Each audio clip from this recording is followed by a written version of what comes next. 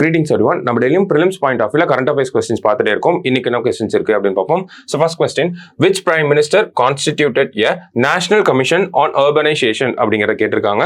நகரமயமாக்கலுக்கான தேசிய ஆணையத்தை எந்த பிரதமர் அமைத்தார் அப்படிங்கறத கேட்டிருக்காங்க. So எந்த பிரதமர் அப்படின்னு பார்த்தோம்னா ராஜீவ் காந்தி அவர்கள் பிரதமரா இருக்கும்போது தான் இந்த மாதிரி ஒரு ஆணையத்தை உருவாக்கி இருப்பாரு. யார் தலைமையில உருவாக்கி இருப்பார் அப்படின்னா சார்லஸ் கொரியா அப்படின்னு சொல்லக்கூடிய அவர் தலைமையில தான் இந்த ஆணையம் அப்படிங்கிறது வந்திருக்கும். சரிங்களா? So எப்ப வந்திருக்கும் அப்படின்னு பாத்தீங்கன்னா 1985ல இந்த ஒரு ஆணையம் வந்திருக்கும். ஸோ என்ன பின்னணியில பாக்குறோம்னா கேரளா கவர்மெண்ட் ஒரு ஸ்டேட் கவர்மெண்ட் இந்த மாதிரி ஒரு ஆணையத்தை உருவாக்கியிருக்காங்க. அதாவது கேரளா அர்பனைசேஷன் கமிஷன் அப்படிங்கிற ஒரு விஷயத்தை உருவாக்கியிருக்காங்க. ஸோ 1985க்கு அப்புறமா அர்பனைசேஷன் பேஸ்டா ஒரு கமிட்டி வரது இப்பதான் வருது. அந்த ஒரு பின்னணியில தான் பாக்குறோம்.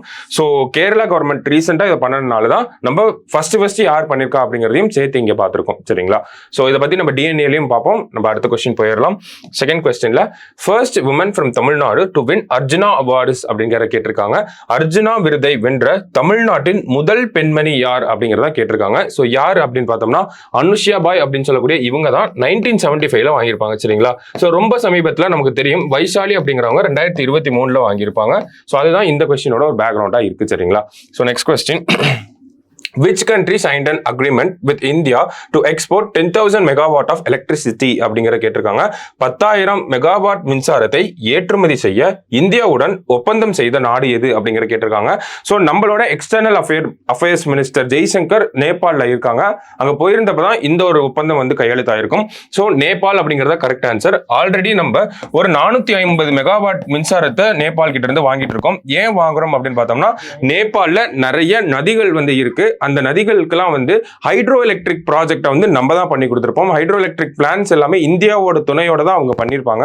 ஸோ அந்த ஒரு விஷயத்துல பார்க்குறப்ப தான் நம்ம 450 மெகாவாட் இந்த மாதிரி 10,000 மெகாவாட் ஆஃப் எலக்ட்ரிசிட்டிலாம் அவங்க கிட்ட இருந்து வாங்கணும். இது எல்லாமே ரெனியூவபிள் எனர்ஜியாகவும் இருக்கு நிறைய இடங்கள்ல. ஸோ இந்த ஒரு 10,000 மெகாவாட் அப்படிங்கிறத 10 இயர்ஸ் ஸ்கேல்ல நம்ம வாங்க போறோம் அப்படிங்கிறதையும் சொல்லியிருக்காங்க. சரிங்களா? ஸோ அதுதான் இந்த நியூஸோட ஒரு பின்னணியாகவும் இருக்கு நமக்கு.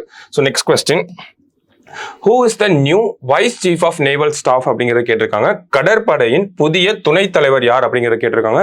யார் அப்படின்னு பார்த்தோம்னா தினேஷ் கே திரிபாதி அப்படிங்கிறவர் தான் புதிய துணைத் தலைவரா இருக்காரு. இப்ப சீஃப் ஆஃப் நேவல் ஸ்டாஃப் யார் அப்படின்னு பார்த்தோம்னா ஹரிகுமார் அப்படின்னு சொல்லக்கூடிய இந்த நபரா தான் இருப்பார். சரிங்களா? ஸோ இந்த வருஷம் 3 படைகளுக்குமே, அதாவது ஏர்ஃபோர்ஸ், நேவி அண்ட் ஆர்மி 3 பேருக்குமே அவங்களோட சீஃப்களுக்கான, அதாவது தலைவர்களுக்கான பதவிக்காலம் முடிய போது 3 அப்பாயின்மெண்ட்ஸையும் நம்ம எதிர்பார்க்கலாம். சரிங்களா? So last question, GI tag is accorded by அப்படிங்கறத கேட்டிருக்காங்க. அதாவது GI tag யார் கொடுக்குறாங்க, எந்த டிபார்ட்மெண்ட் கொடுக்குறாங்க அப்படிங்கறத கேட்குறாங்க. ஸோ தமிழ்லேயே பார்த்துறோம். GI குறியீடு,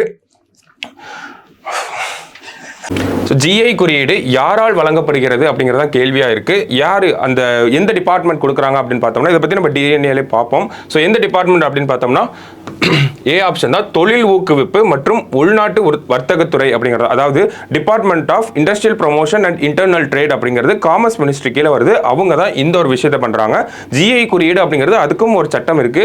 GI டேக் ஆக்ட்னே நம்ம சொல்லலாம். அதை GI ஆக்ட் எந்த வருஷம் வந்திருக்கும் அப்படின்னு பார்த்தீங்கன்னா 1999ல வந்திருக்கும். சரிங்களா? ஸோ இதெல்லாம் தான் இந்த கொஸ்டினோட பின்னாடி. ஒடிசால ஒரு 7 ப்ராடக்ட்டுக்கு GI டேக் அப்படிங்கிறத கொடுத்துருக்காங்க. அந்த ஒரு பின்னணியில தான் இந்த கொஸ்டினை பார்த்திருக்கோம். சரிங்களா?